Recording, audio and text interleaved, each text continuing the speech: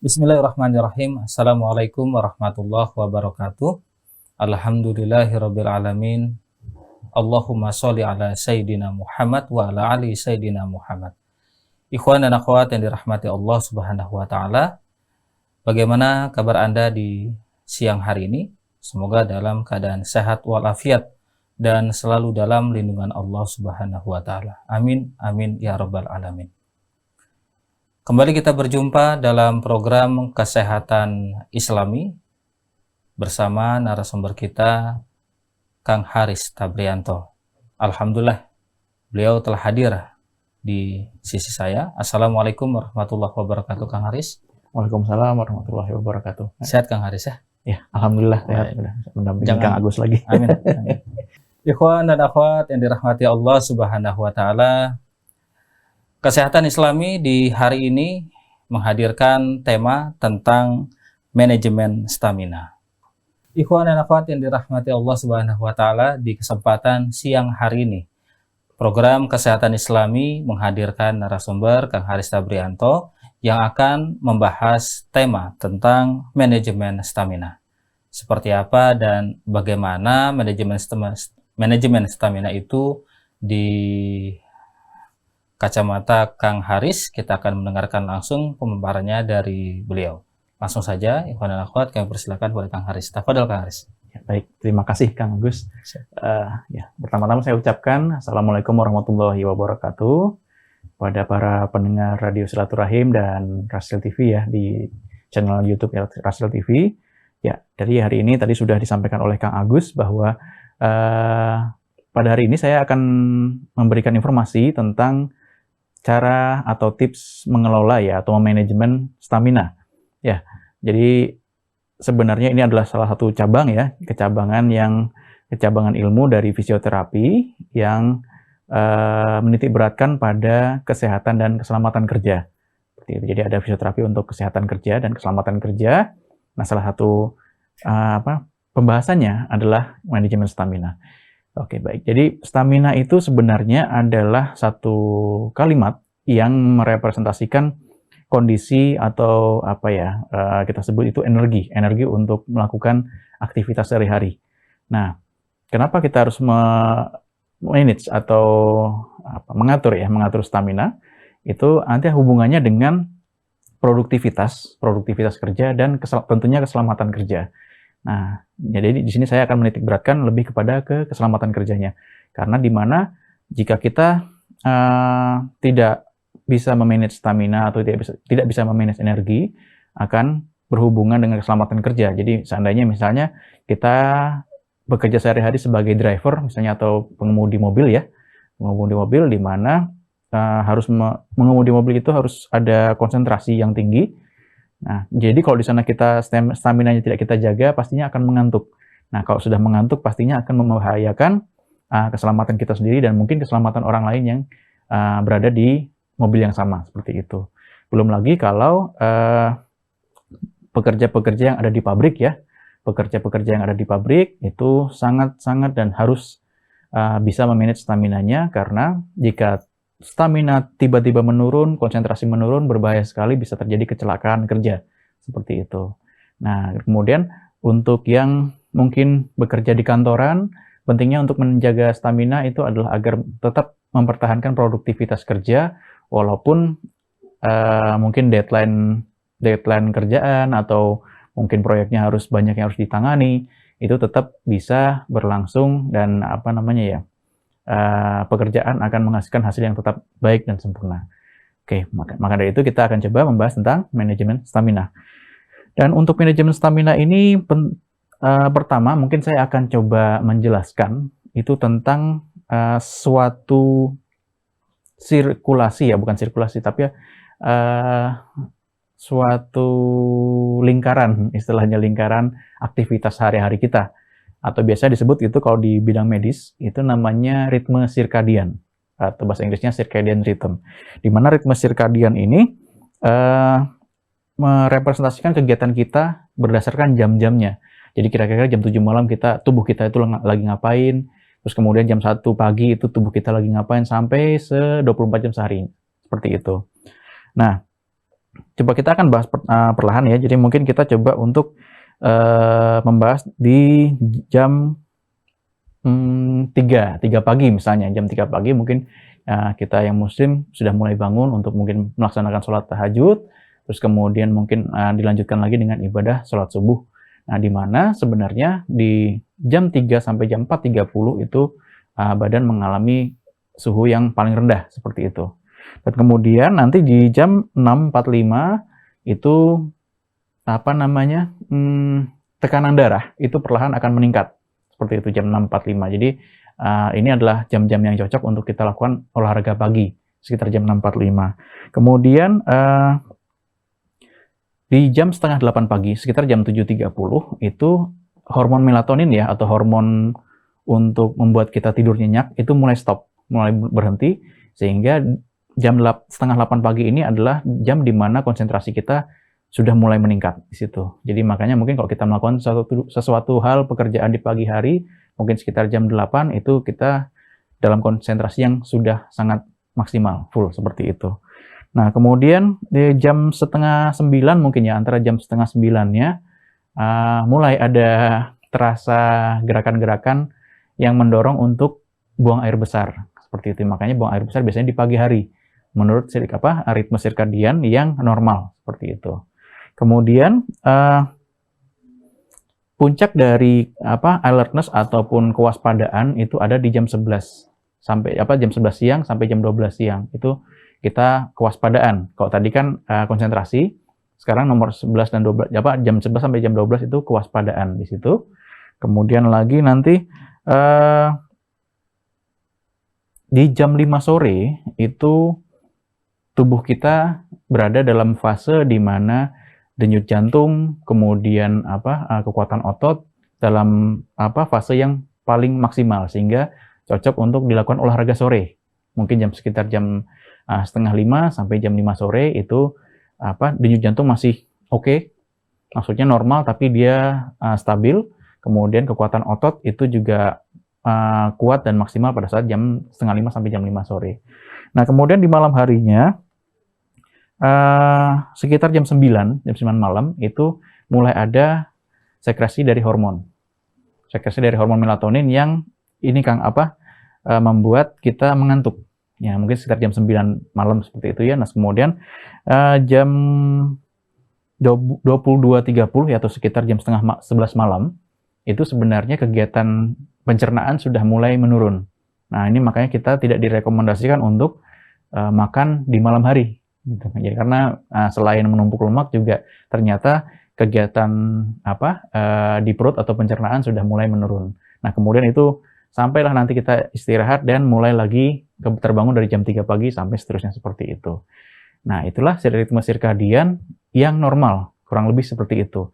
Namun kadang-kadang ritme sirkadian ini terganggu.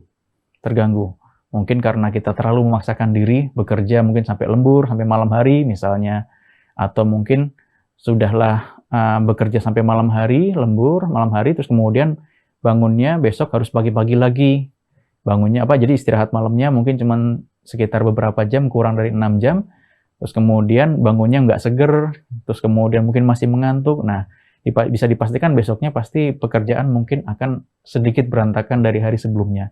Nah, jadi makanya memang kita harus pentingnya untuk mengatur jadwal sehingga manajemen staminanya akan berjalan lebih baik lagi, seperti itu. Nah, kemudian tadi kan saya ada ini Kang ya, menyebutkan hormon melatonin.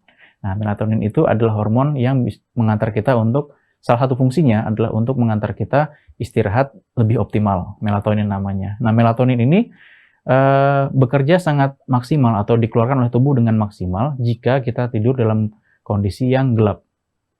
Jadi ya memang sesuai dengan hadis Nabi ya Kang ya, yang dimana kalau nggak salah itu di malam hari sebelum tidur kita padamkan lampu atau padamkan api ya untuk penerangan.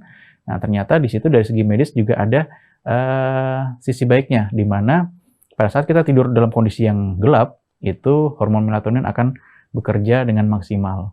Nah, sebaliknya kalau misalnya di ruangan tempat kita tidur malam itu terlalu terang, nah hormon sekresi atau pengeluaran hormon melatonin dari tubuh akan sangat-sangat berkurang sekali, sehingga mungkin mungkin kita tidur, tapi besoknya terbangun nggak seger istilahnya, kok kayak masih capek segala macam. Nah, mungkin hormon melatoninnya akan pada saat kita tidur malam ya, itu terganggu seperti itu.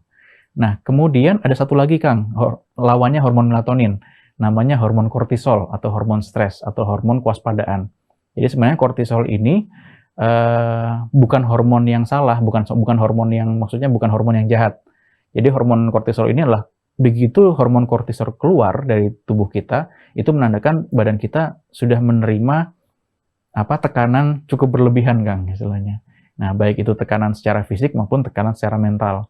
Nah, kalau tekanan secara fisik mungkin itu tadi, bekerja sukanya lembur ataupun overtime istilahnya, terus kemudian mungkin dikasih deadline, terus kemudian berefek ke mental sehingga hormon kortisol itu meningkat, menandakan bahwa oke, tubuh kita sudah mulai menerima tekanan yang berlebihan, makanya hormon kortisol meningkat.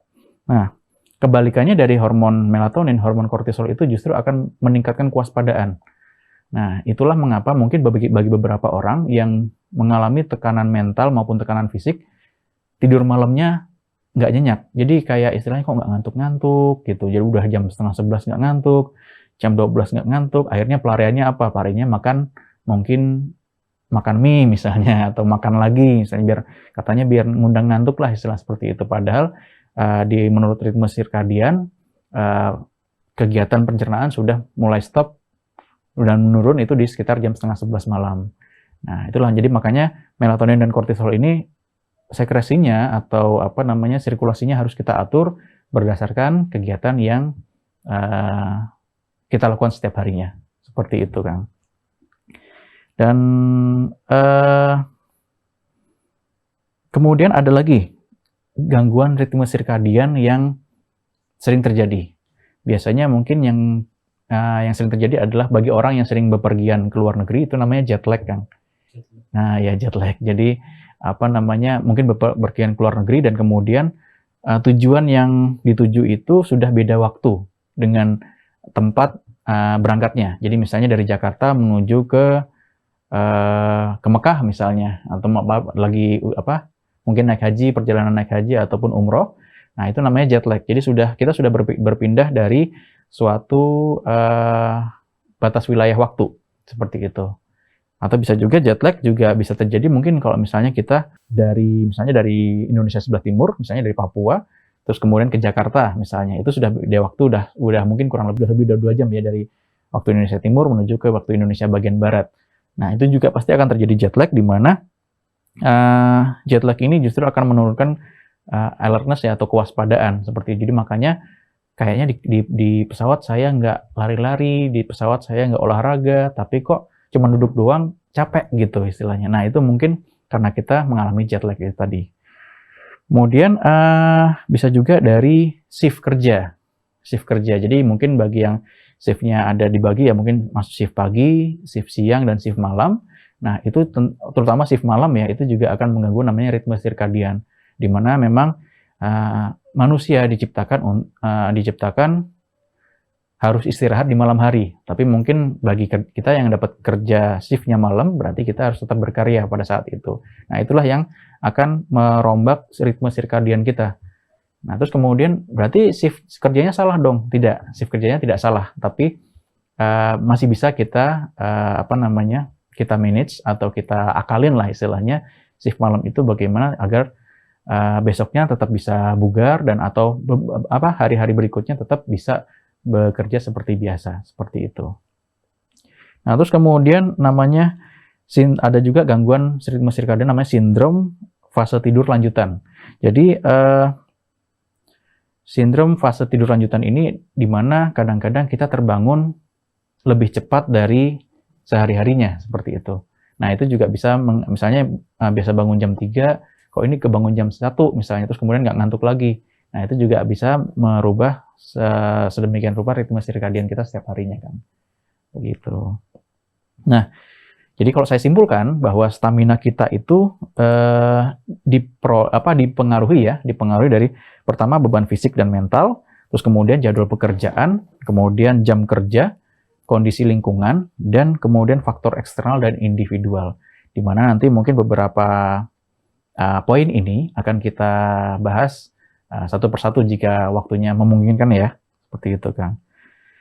Oke, mungkin saya akan langsung masuk ke pembahasan yang pertama ya, Kang ya. Jadi mana manajemen stamina yang dipengaruhi oleh beban fisik dan mental. Nah, jadi beban fisik ini kita harus bedakan ya maksudnya.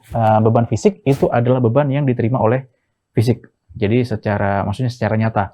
Nah, kalau beban mental itu adalah beban yang mungkin diterima secara verbal ya, seperti itu, atau yang dirasakan lebih kepada mentalnya. Nah, contoh dari beban fisik adalah bekerja yang dalam jangka waktu yang lama, misalnya. Jadi kan kalau menurut Undang-Undang Ketenagakerjaan, kalau tidak salah itu standar waktu untuk bekerja di Indonesia itu sekitar 6 sampai 8 jam kalau tidak salah, seperti itu. Nah, di atas 8 jam berarti dihitungannya harus ada hitungan lembur ataupun overtime, seperti itu. Nah, kadang-kala mungkin ada beberapa orang yang katanya workaholic, bahasa Inggrisnya, atau bekerja terus, hobinya bekerja istilahnya, seperti itu. Nah, mungkin bisa orang-orang dengan kondisi seperti itu bisa juga akan mengalami perubahan ritme sirkadian yang sangat signifikan, seperti itu. Dan pastinya nanti di jangka waktu yang panjang pasti akan menyebabkan gangguan kesehatan. Nah, itulah yang biasa disebut dengan beban fisik ya, beban fisik. Terus kemudian beban fisik yang lain adalah mungkin bekerja tanpa memperhatikan faktor ergonomi atau kenyamanan kerja, seperti itu. Jadi misalnya sering angkat beban yang berat, mungkin lebih berat daripada berat badannya. Terus kemudian mungkin cara mengangkatnya kurang ergonomis atau perlengkapan kerjanya juga kurang ergonomis, itu juga akan menimbulkan beban fisik. Nah, kemudian beban mental itu biasanya mungkin dikasih deadline kerjaan ataupun mungkin ada suasana kerja yang tidak kondusif dan sebagainya, itu adalah tekanan mental yang bisa membuat ritme sirkadian tadi atau manajemen stamina tadi akan berantakan, seperti itu. Nah, kemudian ada lagi yang namanya jadwal pekerjaan. Nah, jadwal pekerjaan ini biasanya berhubungan dengan shift, maksudnya shift kerja. Jadi mungkin ada yang dibagi shift pagi, siang, terus kemudian malam, seperti itu. Nah, jadi sebenarnya shift kerja ini harus mengikuti ritme sirkadian yang ada. Nah, terutama tipsnya ya kalau untuk kalau mungkin shift pagi sama shift siang nggak terlalu mengganggu. Mungkin shift pagi selesainya di sore hari, terus kemudian shift siang selesainya di malam hari. Nah, cuman yang bermasalah ini biasanya adalah shift malam yang selesainya di pagi hari esoknya, seperti itu. Nah, jadi itu yang bermasalah. Tapi yang bisa kita lakukan adalah sebenarnya pada saat kita menerima shift malam atau bekerja dapat shift malam pada saat hari ini misalnya, berarti di esok harinya kita berhak untuk mendapatkan libur 1 hari. Nah, libur 1 hari ini kita manfaatkan untuk mereset ya, atau men-setting ulang ritme sirkadian kita. Seperti itu. Jadi kalau bisa, shift kerja itu grafiknya harus naik turun. Jadi jangan naik terus. Kalau naik terus pasti akan mengganggu ritme sirkadian yang berefek pada manajemen staminanya tadi. Seperti itu. Nah, jadi saya ulangi lagi bahwa jika kita mendapat shift malam di hari ini, berarti kita berhak untuk mendapatkan hari libur di esok harinya. Tujuannya untuk mereset atau men-setting ulang ritme sirkadian kita. Jadi jangan dipaksakan bahwa hari ini shift malam selesainya besok pagi. Nah, hari besok maksudnya kita dapatnya shift siang yang berakhir di malam hari. Nah, itu juga nggak bisa, menurut kesehatan itu tidak baik karena itu akan menimbulkan stres mental dan fisik secara bersamaan. Dan kemudian shift kerja, runutan shift kerja itu juga kalau bisa mengikuti 24 jam. Maksudnya seperti ini. Jika misalnya hari ini dapat shift pagi, besoknya shift siang, besoknya shift malam, terus kemudian libur, nah besoknya lagi shift paginya lagi, shift siang, shift malam. Jadi jangan sampai berubah atau mundur seperti itu. Jadi misalnya hari ini shift malam, besoknya siang, besoknya shift pagi. Terus kemudian gitu lagi. Jadi jangan mundur seperti itu. Itu juga akan membuat ritme sirkadiannya jadi kebalik. Seperti itulah kira-kira. Dan kemudian juga kalau bisa shift kerja ini juga didampingi dengan pengaturan jam kerja yang cukup menyehatkan badan, seperti itu. Tadi kalau saya sebutkan di depan kan, menurut Undang-Undang Ketenaga Kerjaan itu sekitar 6-8 jam untuk satu shiftnya, sehari kerjanya itu. Nah, jadi kalau memang 6-8 jam, ya kita maksimalkan 6-8 jam tersebut. Jadi kalau bisa jangan sampai kita membawa dalam tanda kutip oleh-oleh pekerjaan di rumah. Istilahnya, aduh saya kerjain di rumah aja deh, seperti itu. Nah itu juga jangan, karena apa? Karena jika Anda mengoleh-olehkan kerjaan di rumah, dikerjakan di rumah istilahnya, berarti jam kerjanya juga akan lebih dari 8 jam tadi. Nah kalau sudah lebih daripada 8 jam, ya berarti akan mengganggu ritme sirkadian dan pastinya akan mengganggu manajemen stamina yang sudah kita pertahankan sampai saat ini. Ya, kira-kira begitu Kang ininya. Ikhwan dan akhwat, demikianlah program Kesehatan Islami di siang hari ini bersama Kang Haris Tabrianto dalam tema menjaga stamina. Masih akan ada lagi pemaparan selanjutnya yang akan beliau sampaikan, dan kita akan kembali setelah jeda berikut ini.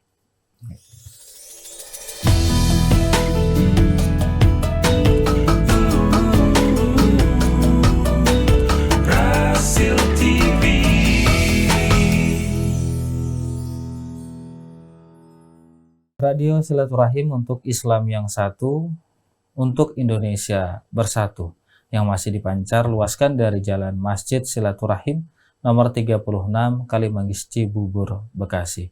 Ikhwan dan akhwat yang dirahmati Allah Subhanahu wa taala, terima kasih Anda masih bersama kami dalam program Kesehatan Islami di edisi hari ini Sabtu. Dan tema kita masih tentang menjaga stamina. Kami akan meneruskan kembali pemaparan yang akan disampaikan langsung oleh narasumber kita, Haris Tabrianto. Silakan Kang Haris. Baik Kang, terima kasih. Ya, jadi tadi di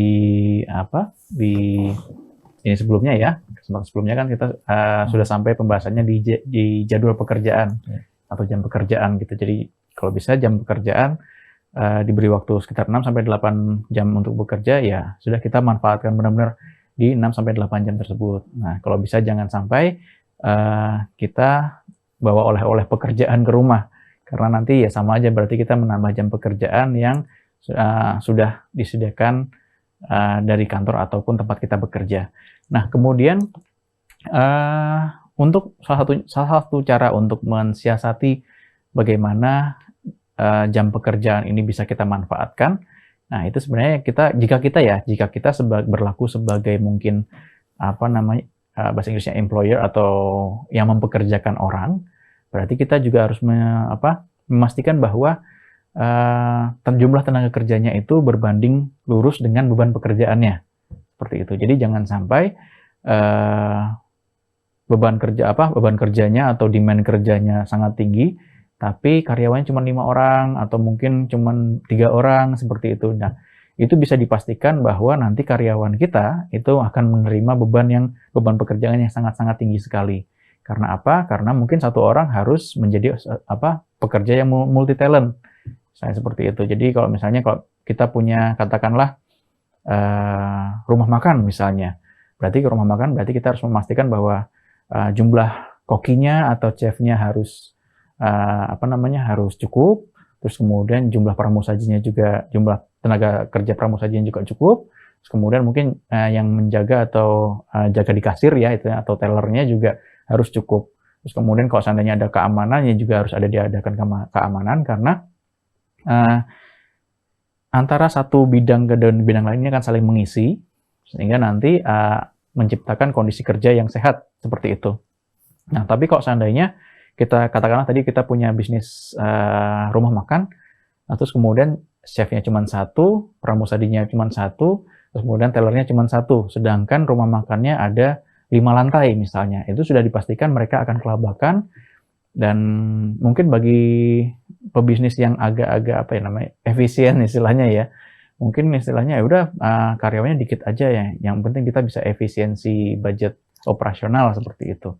Nah, kalau bisa jangan seperti itu, karena nanti justru akan membuat servis atau pelayanan bisnis kita akan berantakan seperti itu. Jadi kalau misalnya kayak tadi ya, rumah makannya ada 5 lantai tapi pramusajinya cuma 1 orang, itu bisa dipastikan akan berantakan kinerjanya seperti itu. Dan pastinya juga akan membuat karyawan terbebani dengan beban pekerjaan yang seharusnya tidak mereka tangani, seperti itulah kira-kira ya. Nah, jadi enough employees, atau kita pastikan bahwa tenaga kerjanya cukup, seperti itu. Jadi kalau itu sudah tidak cukup ya pasti akan kelabakan lah intinya. Nah kemudian jadwal pekerjaan ya, jadwal pekerjaan itu jika kita bekerja di malam hari, kita apa namanya ya, sebagai mungkin kalau manajer ataupun tadi ya, atau pemilik atau owner bisnis, kita juga harus mempertimbangkan perlu nggak kira-kira kita bekerja kita mempekerjakan orang di malam hari. Karena fitrahnya manusia sebenarnya adalah di malam hari itu beristirahat. Nah, kalau seandainya perlu ya diadakanlah boleh, tapi kalau seandainya tidak perlu banget ya kalau bisa jangan diadakan gitu, karena memang fitrahnya malam itu untuk istirahat, seperti itu. Nah, terus kemudian tips yang berikutnya, kalau seandainya harus diadakan shift malam atau kita bekerja di malam hari, itu kalau bisa jangan sampai 4 hari berturut-turut. Jadi istilahnya jangan sampai ini kita ada proyek atau istilahnya ada pekerjaan harus cepat selesai, kita akan adakan jam kerja malam misalnya atau lembur di malam hari. Nah itu kalau bisa jangan di 4 hari berturut-turut, karena itu sudah sangat-sangat mengganggu ritme sirkadian dari bekerja pada saat itu. Nah jadinya maka dari itu harus kita perhatikan juga pengadaan jam malamnya tadi, pengadaan jam kerja malam. Jadi kalau bisa, kalau memang harus ada jam kerja malam, berarti kita mungkin adakan katakanlah 2 atau 3 malam berturut-turut, boleh. Tapi habis itu jam malamnya istirahatkan dulu, adakan lagi, besok lagi, seperti itu. Jadi jangan sampai di 4 hari berturut-turut ada jam malam, seperti itu. Nah kemudian bekerja di malam hari, itu juga ada aturannya.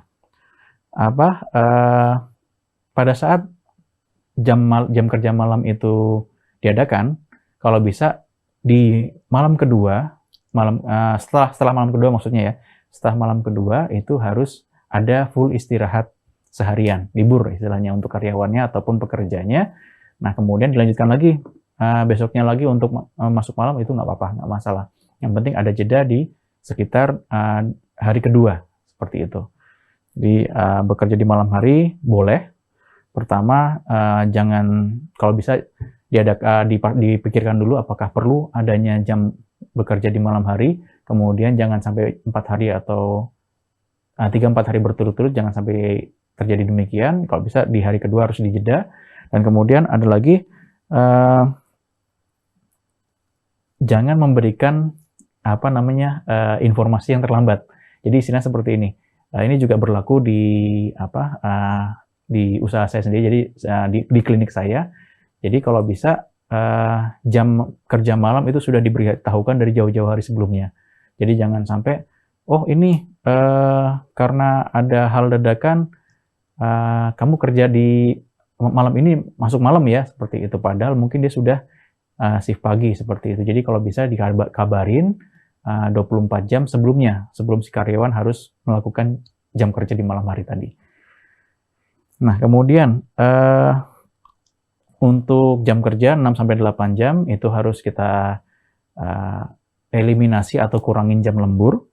Kemudian ada juga, kalaupun seharusnya harus lembur pada saat hari itu, kalau bisa juga adakan jam-jam istirahat ekstra pada hari itu. Jadi misalnya hari ini kita ada pekerjaan tambahan, kita kayaknya harus pulang sekitar jam 10 malam. Ya kalau begitu adakan lagi jam istirahat ekstra untuk karyawan ataupun yang bekerja pada saat hari itu juga. Nah kemudian ada juga seperti balik lagi yang tadi ya, kalau bisa lembur ini maksudnya nggak mesti malam sebenarnya. Lembur itu bisa overtime, misalnya kayak bekerja di instansi kedinasan misalnya. Itu kan biasanya mungkin sekitar jam 2, jam 3 sore itu sudah pulang harusnya.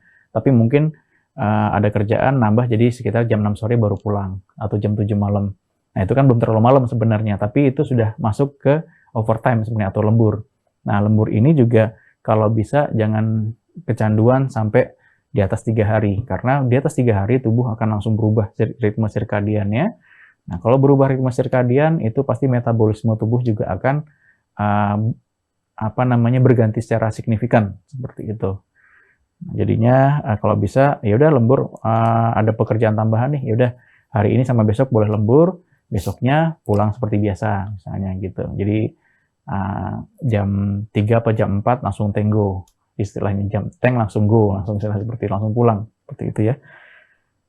Terus kemudian tadi shift kerja sudah saya sudah jelaskan bahwa kalau bisa dia sifatnya itu berputar ke depan shift kerja. Jadi pagi, sore, malam. Besoknya libur, mulai lagi pagi, sore, malam. Besoknya libur, pagi, sore, malam. Jadi seperti jangan sampai kita di 3 hari pertama pagi, sore, malam, terus libur, besoknya malam, sore, pagi, seperti itu. Jadi kan dia muter balik. Nah, itu juga jangan seperti itu karena akan membuat ritme sirkadian menjadi berputar terbalik ya, seperti itu. Nah, kemudian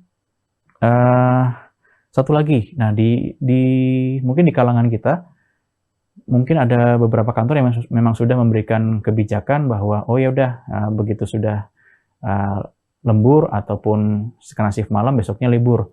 Nah, cuman diri kita yang agak bandel istilahnya, oh besok libur, manfaatin buat jalan-jalan sama keluarga atau mungkin zaman sekarang mungkin ada kerja sambilan jadi driver online atau sebagainya gitu. Jadi waktu liburnya itu tidak dimanfaatkan dengan maksimal. Nah, itu yang kalau begitu berarti kita menempatkan diri kita sendiri dalam resiko resiko kecelakaan kerja yang sangat tinggi. Jadi kalau bisa dikasih libur ya kita manfaatkan dulu liburnya.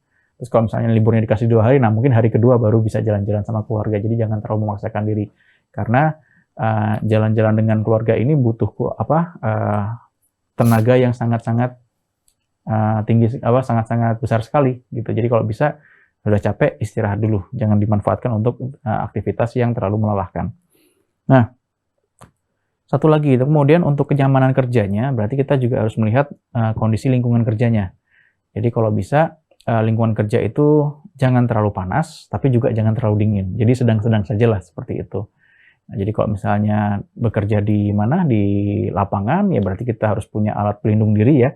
Jadi alat pelindung diri itu tidak hanya dipakai pada saat kita pandemi ya atau yang kayak COVID-19 yang telah lalu, tapi alat pelindung diri itu tetap harus dipakai pada saat kita bekerja. Sebagai contoh, misalnya kalau di lapangan panas, ya berarti mungkin harus diadakan tenda misalnya, atau minimal harus pakai helm ataupun topi untuk melindungi kepala agar sinar matahari tidak langsung menyerang ya, panas matahari tidak langsung menyerang ke kepala seperti itu. Karena di kepala memang ada jaringan otak. Nah, jaringan otak sangat sensitif sekali terhadap panas. Sehingga kalau sudah overheating atau terlalu panas, pasti kita akan merasakan pusing. Dan kemudian mungkin akan ada kondisi pingsan dan sebagainya. Dan justru itu akan membahayakan kita jika pingsan dan pusing itu terjadi pada saat kita bekerja. Nah, itu sangat berbahaya sekali. Apalagi kalau misalnya pekerja lapangan yang mungkin bikin gedung pencakar langit, atau mungkin dia harus berada di ketinggian di tower tertentu. Itu kalau ngantuk, wah itu sangat berbahaya sekali, bisa-bisa terjadi kecelakaan kerja kayak jatuh dan sebagainya, seperti itu. Kemudian kondisi lingkungan kerja ya. Jadi kalau tadi kan di lapangan atau di luar ruangan misalnya ya. Nah, untuk yang di dalam ruangan bagaimana? Yang di dalam ruangan ya kita juga harus men-setting. Sebagai contoh misalnya AC atau air conditioner atau pengkondisi udaranya mungkin jangan terlalu dingin. Bisa juga seperti, jadi disesuaikan dengan kenyamanan, karena kalau terlalu dingin pasti otomatis mungkin bolak-balik ke kamar mandi, ke toilet ya untuk buang air kecil. Dan kemudian AC-nya juga jangan terlalu kencang, karena suhu yang dingin itu bisa menjadi penyebab dari satu kondisi gangguan saraf, biasanya yang disebut dengan, kalau saya pribadi yang sering datang ke klinik karena penggunaan AC atau pendingin udara yang berlebihan, itu namanya Bell palsy. Jadi Bell palsy itu di mana kondisi gangguan saraf pada muka, jadi mukanya itu satu sisinya itu melemah. Jadi satu sisi melemah itu nanti misalnya yang terjadi di Bell palsy sebelah kiri ya, di sebelah kiri muka, itu mungkin menutup matanya jadi kurang maksimal, jadi cuma menutup sedikit saja, jadi masih ada yang kebuka, sehingga nanti keramasnya ya, atau istilahnya keramas rambut, itu samponya masuk ke mata. Terus yang itu yang kedua yang biasanya mengganggu adalah ekspresi mukanya. Jadi pada saat senyum, yang sini diam, tapi yang sini senyum seperti itu. Jadi ada ekspresi fasial atau ekspresi muka yang terganggu. Dan kemudian ada juga mungkin terjadi namanya drooling atau mohon maaf orang bilang tuh ngiler ya, atau ngeces atau bagaimana lah seperti itu. Nah itu karena kontrol di bibirnya hilang. Itu Bell palsy. Nah itu Bell palsy biasanya terjadi karena paparan udara dingin yang memapar ke muka hanya satu sisi. Misalnya AC-nya mungkin sebelah kiri. Jadi kalau terpapar sebelah kiri terus, otomatis saraf muka sebelah kiri jadi nonaktif, terjadilah namanya Bell palsy itu tadi. Nah jadi kalau bisa disetel suhu ruangan sesuai dengan kapasitas tubuhnya. Jadi jangan terlalu dingin juga jangan terlalu panas. Dan kemudian untuk yang bekerja di bawah AC mungkin seharian, maksudnya 6-8 jam per hari, terus kemudian mungkin 5-6 hari dalam seminggu dan sudah mulai bertahun-tahun, kalau bisa saya rekomendasikan untuk jaga minumnya. Jadi jangan sampai kita dehidrasi karena udara AC atau air conditioner itu atau pendingin ruangan itu biasanya kering. Nah kalau kering ini pasti otomatis akan membuat cairan dalam tubuh akan menguap. Nah, walaupun kita nggak berkeringat, walaupun kita nggak maksudnya nggak berkeringat dan sebagainya, tapi cairan tubuh itu bisa menguap dari pori-pori, bisa juga dari nafas.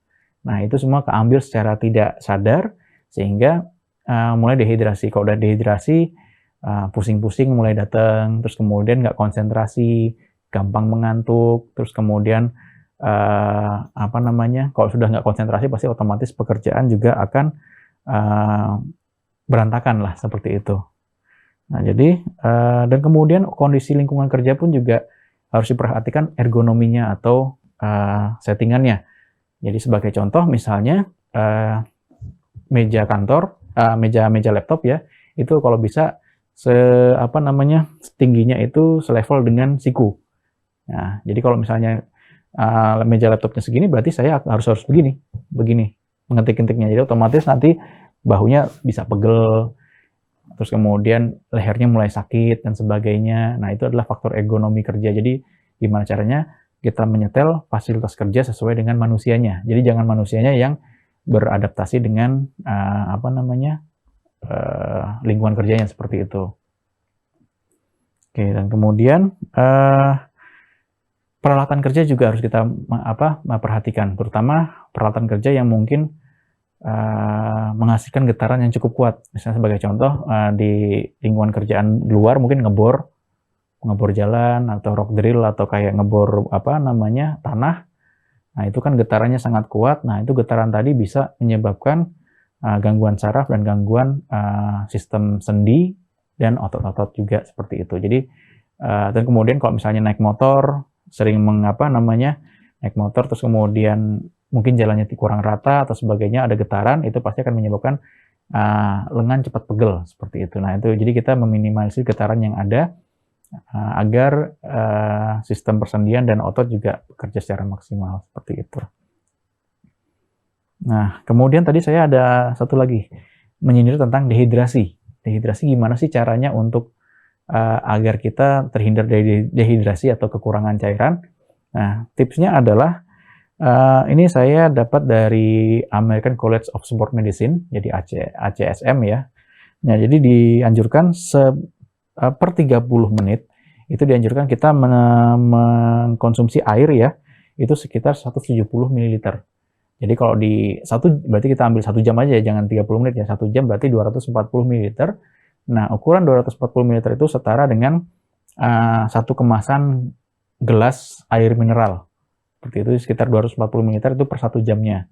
Itu minimalnya. Jadi kalau bisa, kita per jamnya sudah sediakan waktu untuk minum.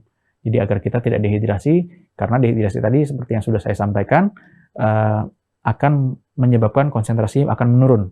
Nah, kalau konsentrasi menurun, itu sangat berbahaya sekali bagi pekerja yang ada di luar ruangan atau pekerja lapangan. Itu akan bisa menimbulkan kecelakaan kerja seperti itu. Dan kalau untuk yang di dalam ruangan, mungkin akan menurunkan konsentrasi sehingga hasil kerjanya jadi kurang maksimal. Jadi harus ngulang lagi kesalahan, ngulang lagi, ngulang lagi, seperti itu kira-kira. Nah, jadi per jamnya saya ulangin lagi, direkomendasikan oleh American College of Sport Medicine itu sekitar satu kemasan gelas air mineral, itu 240 ml. Itu per jamnya yang bisa kita konsumsi sehari-hari, per jamnya seperti itu. Nah, kemudian mungkin masih ada satu lagi nih Kang, masih bisa ya Kang ya, silakan ya. Oke, nah untuk berikutnya yang mengganggu manajemen stamina kita adalah faktor eksternal dan individual. Jadi eksternal itu biasanya misalnya kita bahas individu dulu deh. Kalau individu mungkin lebih kepada manajemen waktu kerja seperti itu. Mungkin di antara kita, di antara para pendengar semua ada juga wanita karir ya. Nah, di mana wanita karir ini pasti akan mengalami sedikit kendala, walaupun saya bilang bukan kendala, tapi tantangan ya. Sedikit tantangan jika wanita karir ini memiliki anak misalnya. Terus anaknya harus dalam usia yang memang membutuhkan perhatian orang tua yang lebih seperti itu. Nah, pastinya harus bisa di-manage waktu kerja dan waktu untuk keluarga. Kemudian mungkin bagi kepala rumah tangga, bagi seorang ayah, seorang bapak, demi mencukupi kebutuhan keluarga mungkin harus bekerjanya lebih dari satu tempat. Jadi mungkin mungkin tadi ya, bisa juga nyambil sebagai driver online atau bisa juga nyambil seperti itu. Nah, kalau bisa tips yang saya akan berikan adalah utamakan pekerjaan utama dari yang ada pada kita. Jadi misalnya utamanya adalah mungkin sebagai penyiar radio. Nah, terus kemudian sambilannya adalah mungkin buka usaha usaha rumah makan misalnya. Nah, kita perhatikan dulu mana yang lebih prioritas. Nah, jika kita sudah menentukan mana yang prioritas, berarti kita harus manage waktu yang lebih prioritas kepada tempat kerja yang lebih prioritas tadi. Seperti itu. Dan kemudian faktor eksternalnya itu biasanya mungkin adalah tempat istirahat kita. Nah, kalau bisa ruangan tempat tidur itu tadi ya, jadi kalau tidur malam harus yang tempatnya gelap, terus kemudian mungkin agak sunyi, seperti itu, dan pastinya mungkin akan ada gangguan-gangguan eksternal. Jadi misalnya gangguan eksternal ini adalah misalnya tetangga kita lagi ngerenov rumahnya tuh nggak kira-kira misalnya, jadi sampai subuh pun masih kerja, jadi ngetak malu-malu pukul-pukul palu itu ya, itu sampai malam hari. Nah, itu kalau bisa ya kita diskusikan bahwa ini jam malam untuk waktu istirahat, jadi jangan sampai kita nggak enakan, nggak bisa bilang tidak, sehingga kita mengorbankan diri sendiri. Dan kemudian ada lagi faktor internal yang paling mengganggu dari manajemen stamina ini adalah fatigue atau kelelahan. Nah, kelelahan ini percaya tidak percaya, efek dari kelelahan itu sama seperti kita mengkonsumsi alkohol atau minuman keras. Nah, jadi ya, saya mendapatkan ini dari, kalau tidak salah dokumennya itu dari konsensus dokter internis penyakit dalam, ini kalau nggak salah dari Amerika ya, menyebutkan bahwa being awake for 17 hours impairs performance to have the same level as having 0.05 blood alcohol content. Jadi selama kita terjaga selama 17 jam maksudnya ya, 17 jam itu sama kayak kita mengkonsumsi alkohol sebanyak 0,05 liter. Jadi sekitar berapa itu? Jadi sekitar 5 ml ya kalau nggak salah. Mudah-mudahan saya tidak salah. Jadi 5 ml kita mengkonsumsi minuman keras, itu efeknya sama kayak kita terjaga nonstop 17 jam nonstop selama sehari. Nah, terus kemudian terjaga selama 20 jam itu sama kayak kita mengkonsumsi 0,1 liter alkohol dalam satu harinya itu tadi. Jadi sekitar 10 ml ya.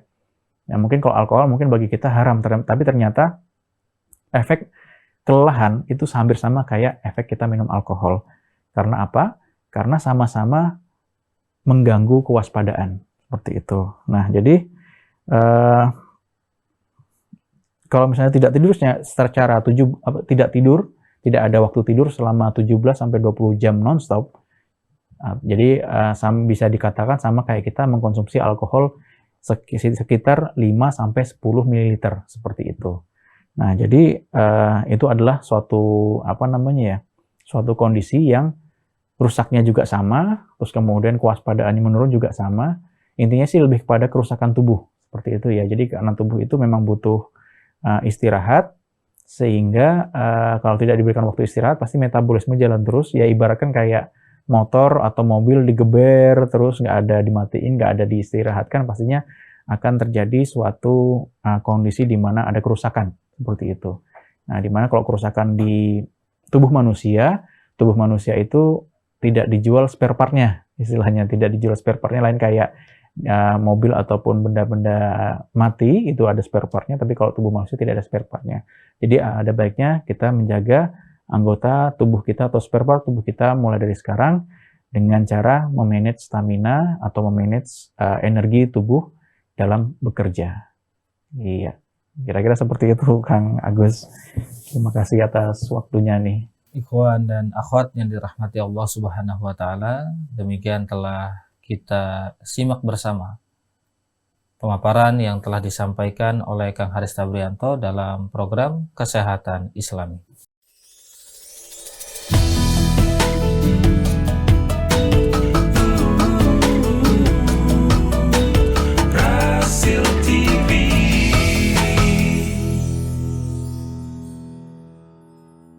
Radio Silaturahim untuk Islam yang satu. Ikhwan dan akhwat yang dirahmati Allah Subhanahu wa taala, terima kasih Anda masih bersama kami dalam program Kesehatan Islami. Kini kita masuk ke sesi tanya jawab. Namun sebelum itu ikhwan dan akhwat, kami akan sampaikan kepada Anda alamat praktek dari Kang Haris Tabrianto. Yang pertama di area Bekasi, Klinik Fisioterapi Mandiri Esa Medika di Jalan Duta Indah Raya, Blok H1 nomor 4 Jati Makmur, Pondok Gede, Kota Bekasi. Jadwal praktek di hari Selasa, Kamis, dan Sabtu dengan perjanjian terlebih dahulu. Yang kedua ada di area Jakarta Timur, yaitu Klinik Fisioterapi Mandiri Hai Fisio di klinik pertama Condet Jaya di Jalan Condet Raya nomor 18 Batu Ampar, Kramat Jati, DKI Jakarta. Dan yang ketiga, bagi Anda para pendengar yang ada di wilayah Tangerang, Anda bisa mengunjungi beliau di Klinik Fisioterapi Mandiri Body Optimizer di Klinik Utama Harapan Ayah Bunda di Jalan Raya Cadas Kukun nomor 1 kilometer 1 Kuta Baru, Pasar Kemis, Kecamatan Sepatan, Kabupaten Tangerang, Banten. Atau bagi Anda yang ingin langsung berkonsultasi kepada beliau, silahkan hubungi nomor HP beliau di 0878 81 666 287 0878 81 666 287. Untuk nomor telepon ini menghubungi langsung atau via WhatsApp, Kang Haris? Bisa nomor telepon langsung, bisa WhatsApp. Nanti mungkin kalau seandainya tidak terangkat, bisa nanti tinggalkan pesan aja kan, WhatsApp atau SMS. Baik. Ya. Karena memang ada beberapa narasumber yang juga hanya minta WhatsApp saja karena, tapi nanti akan dibalas. Gitu. Baik. Kalau Kang Haris bisa dua-duanya ya. Dua-duanya. Telepon, langsung konsultasi dan juga WhatsApp. Ya. Baik. Kita ke sesi tanya jawab. Pertanyaan pertama datang dari Pak Andi di Jakarta, usianya 38 tahun. Assalamualaikum warahmatullahi wabarakatuh. Waalaikumsalam warahmatullahi wabarakatuh. Pak Andi ingin bertanya, Kang Haris, pekerjaan saya adalah driver taksi online. Jam kerja saya dari pukul 6 pagi sampai dengan pukul 8 malam. Apakah ada saran untuk saya agar bisa mempertahankan stamina selama bekerja? Terima kasih. Baik, langsung saya jawab aja ya. Baik, Kang, silakan, ya dari Pak Andi di Jakarta ya. Nah, jadi begini, kalau Pak Andi, kalau saya lihat tadi, saya dengar maksudnya, dari jam 6 pagi ya Kang ya, jam 6 pagi sampai jam 8 malam. Nah, jadi itu sebenarnya sudah masuk ke area overtime ya sebenarnya. Jadi overtime itu maksudnya lembur.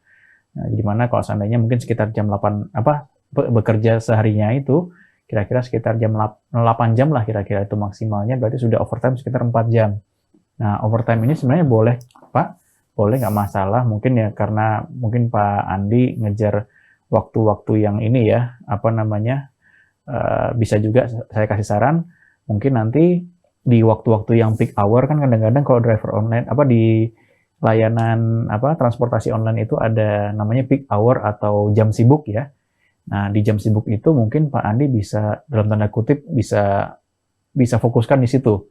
Nah, nanti pada saat jam-jam yang agak santai, nah nanti mungkin Pak Andi bisa ciri-ciri waktu mungkin bisa istirahat dulu mungkin di musola atau di masjid ataupun mungkin di pom bensin juga ada kalau seandainya ada rest areanya. Nah, terus kemudian memang kalau ini sih bergantung juga dengan kebutuhan dan penghasilannya Kang ya. Nah, tapi kalau saya boleh sarankan, boleh kalau seandainya dari jam 6 pagi sampai jam 8 malam. Nah, tapi seperti yang saya sebutkan di awal bahwa kalau bisa lembur itu jangan sampai 3 hari berturut-turut. Ya. Nah, jadi kalau misalnya hari Senin, Selasa jadwalin Pak. Senin, Selasa boleh tuh dari jam 6 pagi sampai jam 8 malam.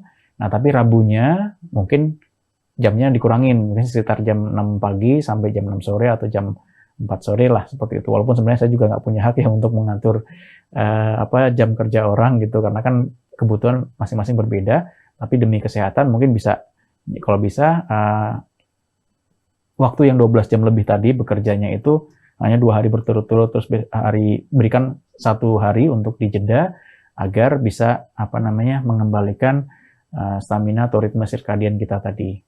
Terus kemudian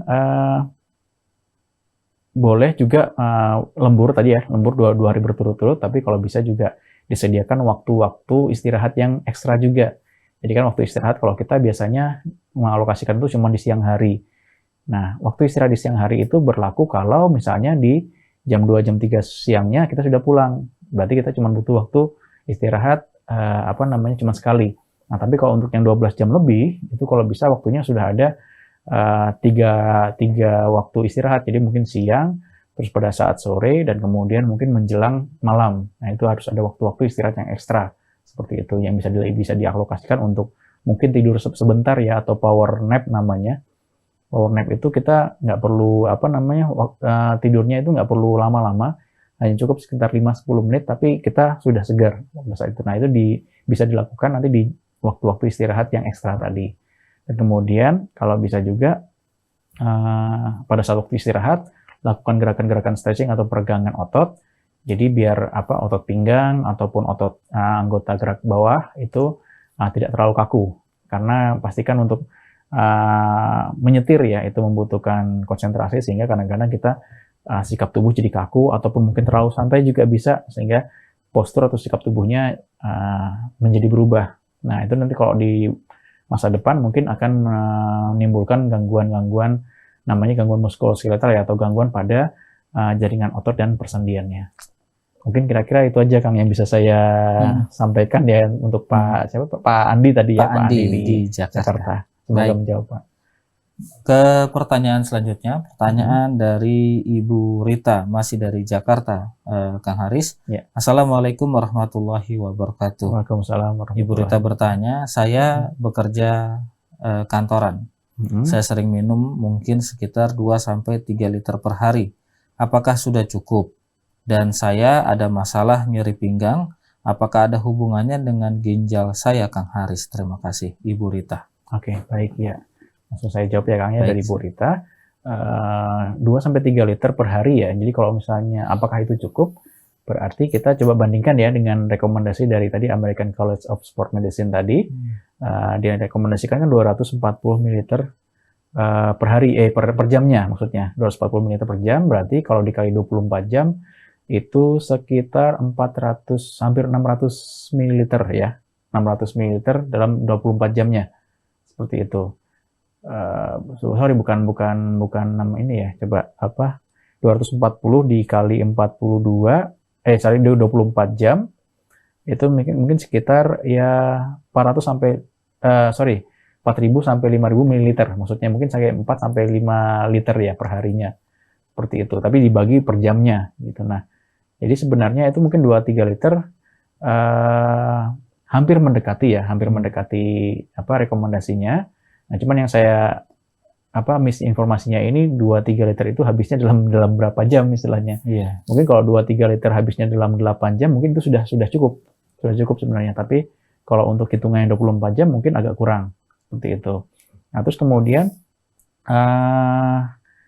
hitungannya itu ya Bu, jadi harus disesuaikan dengan per jamnya aja, gampangnya per jam. Jadi kalau per liter totalnya itu agak relatif bagi tiap orang. Jadi kalau bisa dibagi aja per jamnya, kalau bisa dibagi 1 jamnya itu minimal 1 kemasan air mineral ya, atau gelas sedang nah istilahnya. Itu per jamnya. Kalau mau per jamnya mau diminum 2 atau 3 gelas juga nggak apa-apa.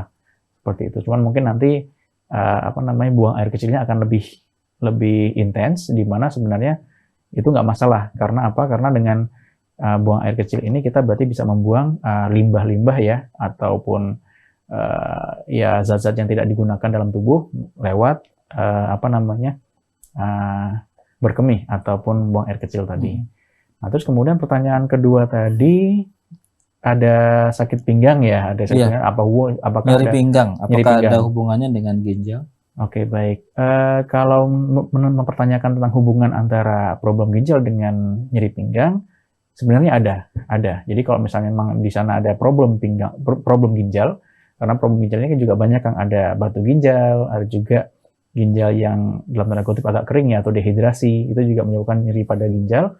Nah, karena ginjal itu letaknya itu ada di daerah pinggang, di samping kiri kanan pinggang, di belakang, jadi di pinggang kiri kanan. Nah, itu kalau misalnya pinggangnya ada rasa nggak nyaman, pasti akan menyebabkan pinggang juga rasanya nggak nyaman, sehingga menyerupai nyeri pinggang, padahal yang problem adalah ginjalnya.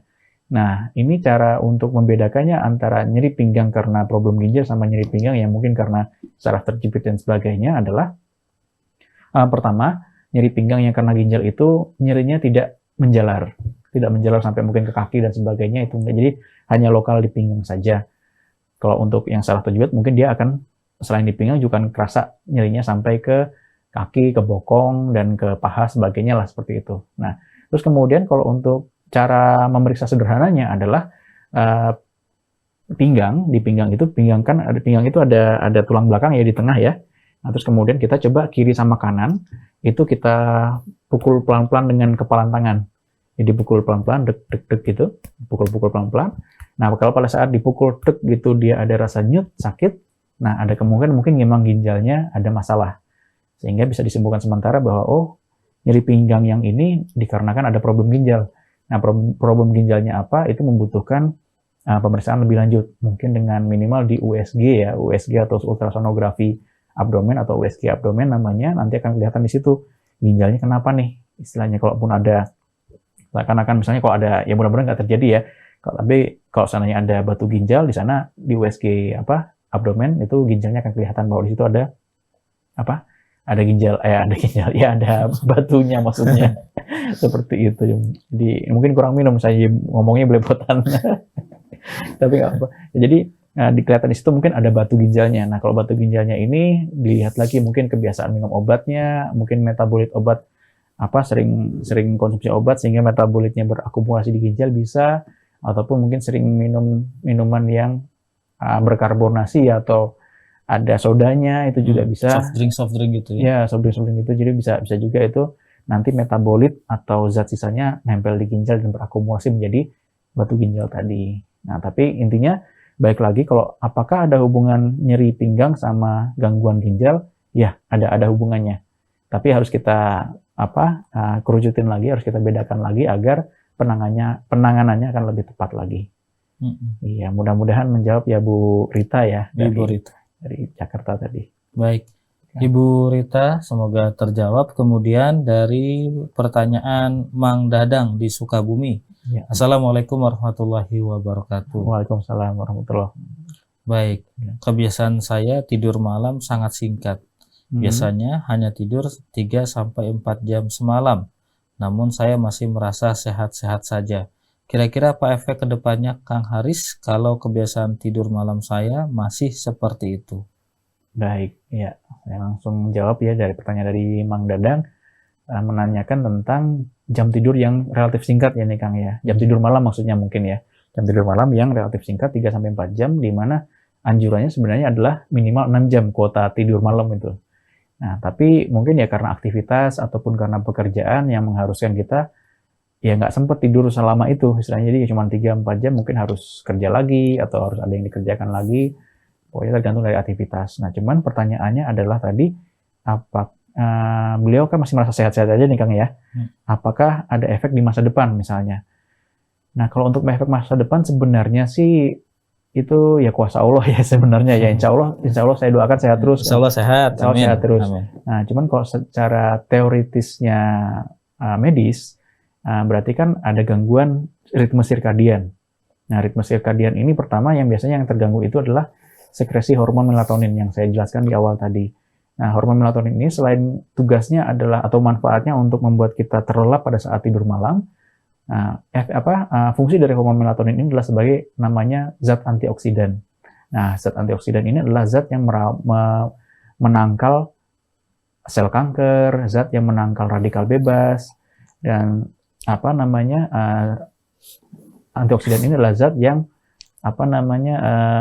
menangkal penuaan dini. Nah, penuaan dini ini contohnya untuk yang ekstrim adalah misalnya pembuluh darah.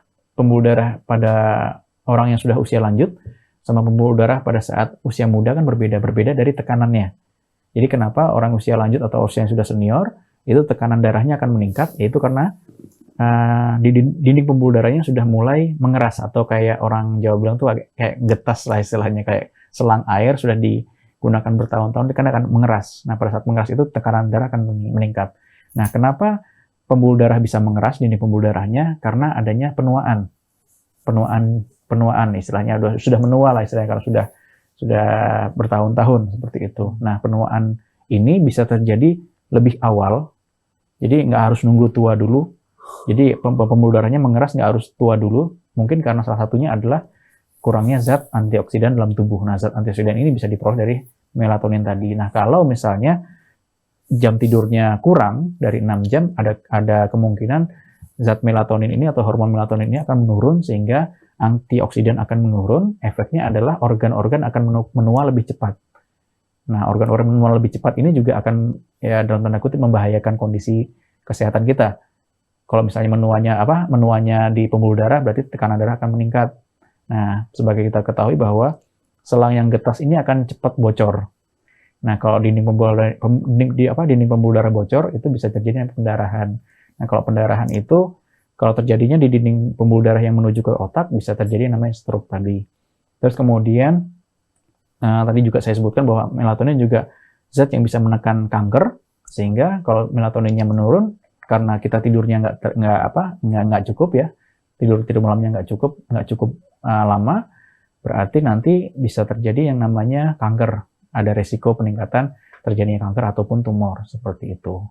Tapi ya mudah-mudahan tadi Mang Dadang Mang Dadang sehat-sehat terus. Nah, kalau dari saya sarannya, kalau memang seandainya tidur malam ini sudah nggak bisa sudah tidak bisa diakalin lagi, memang harus tidurnya 3 jam sampai 4 jam aja, nggak bisa 6 jam, berarti Mang Dadang mungkin membutuhkan makanan-makanan yang lebih alami, seperti itu, mungkin kayak sayuran dan buah-buahan yang mengandung banyak antioksidan, sehingga antioksidannya disupport dari luar, didukung dari luar, ataupun bisa juga membeli suplementasi, bisa itu suplementasi antioksidan ataupun yang sifatnya vitamin ya. Jadi antioksidan itu bisa kita peroleh dari vitamin. Antioksidan paling kuat itu biasanya vitamin E dan vitamin C kombinasinya. Nah, tinggal kita cari kira-kira buah-buahan sama sayur-sayuran mana yang kadar vitamin C dan vitamin E-nya paling tinggi. Nah, itu yang mungkin yang bisa dikonsumsi setiap hari sebagai wujud dari maintenance antioksidan yang masuk dalam tubuh kita. Kira-kira seperti itu, Kang. Tapi ya mudah-mudahan nanti sehat-sehat terus nih, Mang Dadang, insya Allah. Semoga menjawab ya, Mang Dadang ya. Baik, Mang Dadang di Sukabumi semoga terjawab. Kembali ke Bapak Suherman di Jakarta, Kang Haris. Assalamualaikum warahmatullahi wabarakatuh. Waalaikumsalam warahmatullahi Kang Haris, wabarakatuh. pekerjaan saya mengharuskan untuk bepergian ke berbagai daerah. Kadang bisa sampai 2-3 kali naik pesawat agar bisa sampai di daerah yang dituju. Apa tips yang bisa dilakukan agar saya tetap sehat walaupun pekerjaan saya demikian? Oke, baik Pak Suherman ya. Ya. Oke, saya langsung jawab ya Pak. Jadi masalahnya ini Bapak Suherman harus sering naik pesawat ya, naik pesawat mungkin atau bepergian dari daerah satu ke daerah lainnya seperti itu. Nah, sebenarnya kalau untuk daerah satu dan daerah lainnya, pertama tergantung dari kendaraannya. Kendaraannya kalau misalnya mungkin kendaraan darat atau perjalanannya cukup singkat, insya Allah nggak masalah Pak. Nah, tapi kalau misalnya tadi Bapak udah menyebutkan bahwa saya harus naik pesawat, berarti kan udah mungkin beda pulau atau bahkan jaraknya juga cukup jauh. Nah, terutama ini pada saat kita naik pesawat Pak, naik pesawat itu kan berarti kita berada di ketinggian tertentu ya, berapa ribu kaki di atas permukaan tanah. Nah, di sana itu banyak sekali sumber radikal bebas. Pertama adalah mungkin sinar matahari, karena sinar matahari semakin kita ke atas, sinar matahari itu akan semakin kuat, sehingga akan menimbulkan menghasilkan namanya radikal bebas. Terus kemudian belum lagi di atas sana itu juga banyak gelombang siaran, misalnya gelombang siaran TV, siaran radio dan sebagainya. Jadi gelombang elektromagnetik ya namanya ya. Nah, itu juga akan punya dampak kepada tubuh kita kalau kita terpapar gelombang elektromagnetik yang terlalu sering kepada tubuh kita. Nah, jadi kalau saran saya pertama adalah Pak, karena kita udah tahu nih bahwa naik pesawat ini kan banyak radikal bebasnya, makanya kita naik pesawat itu di dalam pesawat kita kan cuma duduk saja, tapi kok pas turun kok pegel-pegel, badan nggak enak, segala macam, capek lah seperti itu. Itu karena radikal bebasnya sangat tinggi sekali. Nah, pertama yang bisa saya sarankan adalah berarti Bapak harus mengkonsumsi banyak vitamin. Nah, vitamin ini yang tadi yang saya sebutkan mungkin pertanyaannya hampir sama kayak Mang Dadang ya. Nah, jadi intinya adalah kita harus memerangi zat radikal bebas yang diproduksi yang terpapar pada saat kita naik pesawat tadi. Nah, zat radikal bebas ini bisa kita perangi dengan namanya zat antioksidan. Nah, antioksidan ini bisa kita peroleh dari vitamin ya. Vitamin itu banyak jenisnya, tapi vitamin yang berantioksidan tinggi adalah vitamin yang setahu saya vitamin C sama vitamin E. Nah, itu tinggal cari kira-kira mungkin kalau di buah, di jusnya apa, kemudian sayurnya seperti mana. Tapi biasanya kalau vitamin C sama vitamin E ini, kalau vitamin C biasanya di buah-buahan yang sifatnya segar. Jadi misalnya kayak mungkin di mangga, terus nanas, kemudian jeruk, itu vitamin C-nya cukup tinggi. Nah, terus kemudian kalau vitamin E lebih kepada seperti bangsa-bangsanya kacang-kacangan. Jadi misalnya kayak tauge, itu vitamin E yang tinggi. Terus kemudian di kacang merah juga vitaminnya tinggi. Nah, tapi kalau seandainya pertanyaannya berkembang, kalau misalnya saya punya asam urat, kacang-kacangannya boleh nggak nih Kang? Gitu. Ya kalau begitu bisa pilih vitamin C atau asam uratnya diturunin dulu baru bisa makan kacang-kacangan tadi. Jadi harus kita benahi dulu problem yang sebelumnya, kira-kira seperti itu. Nah, tapi untuk Pak Suherman kembali lagi, saran saya adalah mungkin harus banyak konsumsi zat antioksidan yang bisa diperoleh dari vitamin. Nah, vitamin itu bisa dari sumber naturalnya ada di buah-buahan dan sayur-sayuran, atau bisa juga langsung membeli suplementasinya, suplementasi vitamin C, tambah suplementasi vitamin E, sebagainya. Nah, itu yang tapi juga harus disesuaikan dengan dosisnya dengan tubuh Pak Suherman, seperti itu. Jadi jangan langsung beli, ini kalau beli segini kira-kira cukup apa enggak. Nah, itu ada perhitungannya lagi. Nanti kalau misalnya tertarik dengan pembahasan dosis, mungkin bisa langsung hubungin saya aja nanti, karena kalau saya jabarin aturan dosis vitamin segala macam mungkin nggak cukup 1 jam ya Kang ya. Betul. Iya. Oke, semoga mudah-mudahan menjawab ya Pak Suherman. Baik. Terima kasih. Lanjut? Bisa? Ya, masih bisa Kang, masih bisa dilanjutin lagi. Baik, kita ke pertanyaan terakhir ya, Kang Haris. Ini dari Pak Bowo di Semarang. Assalamualaikum warahmatullahi wabarakatuh. Waalaikumsalam. Kang Haris, saya sering minum, tapi yang saya minum tidak hanya air putih, namun minuman seperti minuman kemasan lah, begitu ya. Bagaimana menurut Kang Haris, apakah saya masih beresiko untuk dehidrasi? Oke, baik. Langsung langsung jawab ya Pak Ya, Bowo siap. pertanyaannya. Berarti yang saya tangkap tadi Pak Bowo minumnya nggak cuma air putih ya, mungkin ada minuman kemasan atau mungkin juga minum teh dan kopi misalnya ya, itu kan makanya bukan air murni seperti itu. Mungkin pertanyaan demikian. Nah, yang ingin saya coba jawab adalah pertama tadi mungkin agak kurang disampaikan kira-kira berapa liter nih habisnya gitu, karena kalau hitungannya sebenarnya dari situ. Terus yang kedua adalah sebenarnya kalau kita minum minuman yang apa namanya lebih dominan minuman kemasan atau minuman yang campuran ya, maksudnya kayak tadi misalnya es teh manis ataupun mungkin kopi sebagai macamnya. Nah, itu sebenarnya justru menambah, dalam tanda kutip, menambah tugas dari ginjal kita. Jadi ginjal itu salah satu tugasnya adalah memisahkan molekul air sama molekul yang larut di dalam air tersebut. Jadi misalnya kita minum minuman kemasan tadi seperti yang Pak Bowo bilang, ada misalnya ada teh kotak, teh botol ya, kan bentuknya kotak sama botol, jadi bukan merek ya Kang ya. Kayak seperti itu, misalnya teh yang botolan. Nah, jadi tugasnya ginjal justru akan harus menarik molekul air yang terlarut dalam teh botolan tadi, sehingga justru kita malah memberikan tugas tambahan, bukan kita meringankan ginjal, tapi malah menambah tugas tambahan. Jadi kalau bisa mungkin nanti porsinya ya Pak ya, porsinya minum air putih sama air yang ada larutannya itu lebih banyak minum air putihnya, karena nanti air putih itu justru nanti akan membantu ginjal untuk membilas struktur ginjal yang sudah bertugas untuk memisahkan molekul air dengan molekul yang terlarut di dalamnya, seperti itu. Jadi mungkin bisa minuman kemasannya cuman mungkin 1 gelas, tapi minum air putihnya bisa 10 gelas ataupun lebih daripada itu, sehingga kesehatan ginjalnya juga terjamin. Dan kalau bisa minuman kemasan itu juga jangan sering-sering ya. Karena itu tadi, minuman kemasan itu selain memberatkan ginjal juga pastinya ada zat-zat yang larut di sana, mungkin zat-zat pengawet segala macam yang mungkin tidak baik tidak baik kalau seandainya berakumulasi dalam tubuh, kira-kira seperti itu. Jadi kalau untuk pertanyaannya kira-kira masih ada resiko dehidrasi atau tidak, mungkin informasinya agak kurang ya kayaknya berapa liternya, tapi yang bisa saya sampaikan adalah kalau bisa sekarang bisa porsi air putihnya lebih diperbanyak daripada porsi minuman kemasan, dan kalau bisa minuman kemasannya nanti pelan-pelan dihilangkan. Seperti itu. Baik Kang Haris, terima kasih banyak.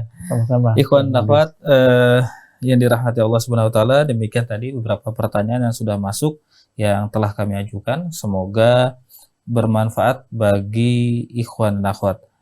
Kami informasikan kembali untuk jadwal praktek atau tempat praktek Kang Haris.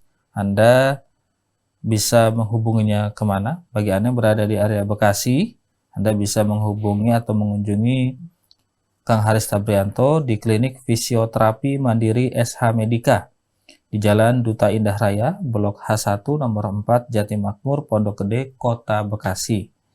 Jadwal praktek hari Selasa, Kamis, dan Sabtu dengan perjanjian terlebih dahulu. Kedua, area Jakarta Timur, Klinik Fisioterapi Mandiri Hai Fisio di Klinik Pratama Condet Jaya di Jalan Condet Raya nomor 18 Batu Ampar, Keramat Jati, DKI Jakarta.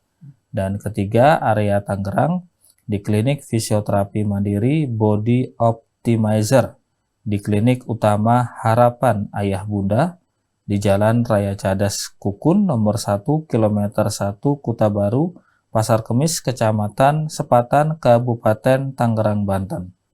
Nomor telepon yang bisa Anda hubungi baik via telepon ataupun WhatsApp 0878 81 666 287 0878 81 666 287. Itu saja ikhwan akhwat informasi tentang alamat praktek Kang Haris Tabrianto. Sebelum kita berpisah, kesimpulan apa yang bisa disampaikan oleh beliau, Kang Haris, sebagai penutup? Ya, Kang. Nah, jadi untuk kesimpulan edisi Ruang Kesehatan Islami kali ini tentang manajemen stamina adalah pertama, jam kerja itu harus benar-benar menyesuaikan dengan kondisi tubuh ya, yang disebut dengan ritme sirkadian, di mana ritme sirkadian ini memang jam alami atau jam biologis yang sudah diciptakan sama Allah ya untuk tubuh kita. Jadi kalau misalnya pagi itu ya, harusnya kita buang air besar, terus kemudian mungkin kapan harus bisa memulai pekerjaan, kapan harus bisa memilih waktu yang tepat di mana konsentrasinya sangat tinggi, terus kemudian mungkin beranjak ke sorenya itu sudah mulai badan sudah mulai mungkin ada kelelahan dan sebagainya macamnya, sehingga malam itu memang diciptakan untuk tidur. Namun memang kegiatan manusia atau pekerjaan kita mungkin ada yang mengharuskan kita harus bekerja di malam hari. Nah, itu juga kalau bisa disediakan waktu istirahat yang ekstra, terutama bagi yang tadi shift malam ya, kalau bisa besoknya ada libur untuk meriset atau mesetel ulang jam biologisnya, seperti itu. Terus kemudian untuk manajemen stamina berikutnya adalah hindari dehidrasi, dan kemudian juga jika sudah lelah, jangan paksakan untuk terus bekerja, karena lelah itu akan membuat kita konsentrasinya menurun dan kewaspadaannya menurun, sehingga sangat-sangat berbahaya sekali jika kita memaksakan diri kalau sudah lelah untuk terus bekerja, karena nanti bisa menghasilkan kondisi yang namanya kecelakaan kerja seperti itu. Dan itu tentunya adalah hal yang tidak kita harapkan sampai saat ini. Jadi baik, mungkin itu saja Kang ya kesimpulan yang bisa saya berikan. Mudah-mudahan bermanfaat, dan saya ucapkan lagi terima kasih atas perhatian dari para pemirsa sekalian, baik di Rasil TV, channel YouTube, dan di Radio Silaturahim. Saya kembalikan lagi Kang Gus. Baik, terima kasih Kang Haris. Ikhwan dan akhwat, usai sudah jumpa kita dalam program Kesehatan Islami bersama Haris Tabrianto. Kami mohon undur diri dari ruang dengar Anda. Ila liqa billahi taufik wal hidayah. Wassalamualaikum warahmatullahi wabarakatuh.